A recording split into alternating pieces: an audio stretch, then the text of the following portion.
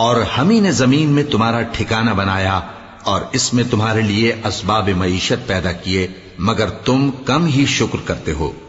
اور ہم ہی نے تم کو ابتدا میں مٹی سے پیدا کیا، پھر تمہاری شکل و صورت بنائی، پھر فرشتوں کو حکم دیا کہ آدم کے آگے سجدہ کرو، تو سب نے سجدہ کیا لیکن ابلیس کہ وہ سجدہ کرنے والوں میں شامل نہ ہوا۔ اللہ نے فرمایا، جب میں نے تجھ کو بھی حکم دیا تھا تو کس چیز نے تجھے سجدہ کرنے سے باز رکھا؟ اس نے کہا کہ میں اس سے افضل ہوں، مجھے تو نے آگ سے پیدا کیا ہے اور اسے مٹی سے بنایا ہے۔ فرمایا، تو بہشت سے اتر جا، تجھے شایع نہیں کہ یہاں تکبر کرے، پس نکل جا کہ تو ذلیل لوگوں میں سے ہے۔ اس نے کہا کہ مجھے اس دن تک مہلت عطا فرما جس دن لوگ قبروں سے اٹھائے جائیں گے۔